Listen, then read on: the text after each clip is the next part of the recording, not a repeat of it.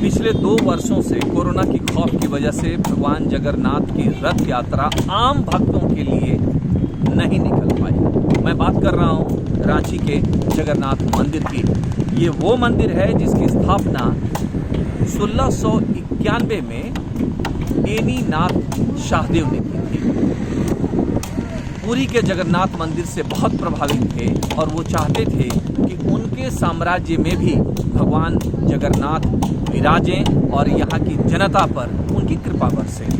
तब से रांची के जगन्नाथ मंदिर से रथ यात्रा निकालने की परंपरा चली आ रही है। अभी जो ये देख रहे हैं, ये रथ तैयार हो रहा है।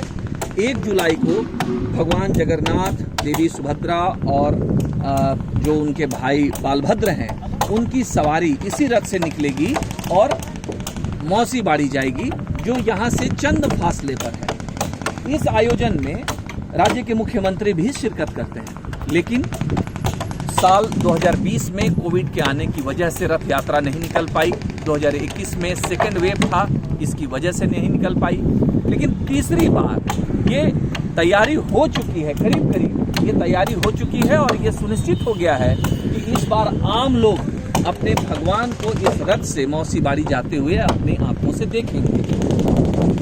कहते हैं कि जब ये रथ निकलता है तो जो रस्सी, जो रोप होता है, उसको जो लोग खींचते हैं उनके तमाम कष्ट दूर हो जाते हैं। जाहिर सी बात है कि ऐसे लम्हे को कोई मिस करना नहीं चाहेगा, लोग इंतजार कर रहे हैं। लेकिन यहाँ एक दूसरी पीड़ा आ गई है लोगों के बीच, वो ये है कि इस बार जिला प्रशासन ने अभी तक रथ यात्रा को लेकर जो मेले का आयोजन होता था उसकी अनुमति नहीं दी है।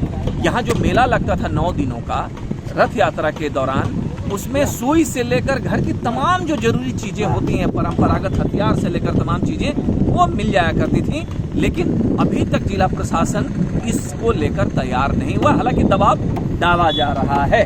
अब आपको मैं इस रथ के बारे में थोड़ा बता दूं।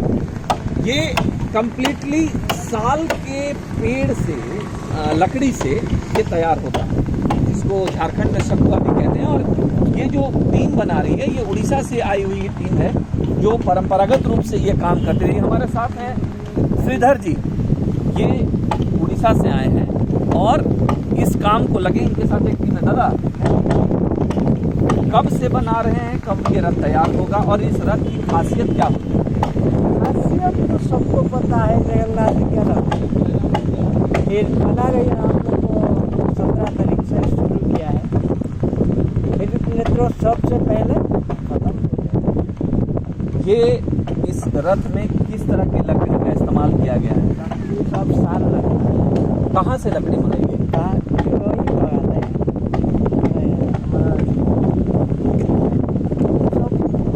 से मंगाते हैं, इधर ही बाहर से। भाई कितना टिकाऊ कितना रहेगा, कितना साल तक चल पाएगा ये फिर? उसका सुरक्षित रखने से कम से कम 10 साल से कम नहीं होगा, उसका जतन रहता है। अच्छा, ये बाबा, ये कहते हैं लोग कि भगवान सपने में आते हैं जो लोग रथ बनाने के काम में लगते हैं, तो ये मान्यता ऐसी है। आप ये लंबे समय से ये काम करते हैं, आपका क्या कहना है इसको लेकर? ये विश्वास तो हम लोग का है। मैं विश्वकर्मा परंपरा से जन्म लिया है, हमारा कर्म यही है। ये लकड़ी का काम, फिर रथ का काम, ये तो हमारा परंपरा है, जाति का नियम है। रथ यात्रा निकलेगी तो आप रांची में रहेंगे कि अपने घर पर रहेंगे? मैं चला जाऊँगा, भुवनेश्वर में मेरा काम है, उधर चलना। तो हमारा दूसरा आदमी रहेंगे, मेरा बेटा भी है। अच्छा, ये लोग रहेंगे, सब रहेंगे। चलिए, देखिए ये श्रीधर जी हैं जो अपनी टीम के साथ इस रथ को बनाने में लगे हुए हैं।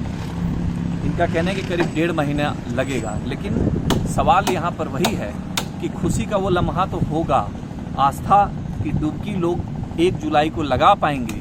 लेकिन अब जो ये कशिश रह गई है वो ये कि जिला प्रशासन मेला लगाने की छूट देगी। अगर मेले की छूट मिल जाएगी तो बहुत लोगों का जो रोजगार सृजन होता है वो भी हो पाएगा। लेकिन इस बीच एक चिंता वाली बात यह है कि पिछले 34 दिनों के बाद आज ऐसा समय है जब 1% कोविड पॉजिटिविटी रेट दर्ज हुआ है। मतलब एक तरफ कोविड एक नए सिरे से पांव पसार रहा है। संभव है कि जिला प्रशासन इसी को लेकर वेट एंड वॉच की मुद्रा में है। संभव है कि आगे अगर सारी चीजें कंट्रोल में रहीं तो मेला लगाने की भी छूट मिल जाए। फिलहाल दबाव की राजनीति चल रही है, दूसरी तरफ रथ तैयार हो रहा है और भगवान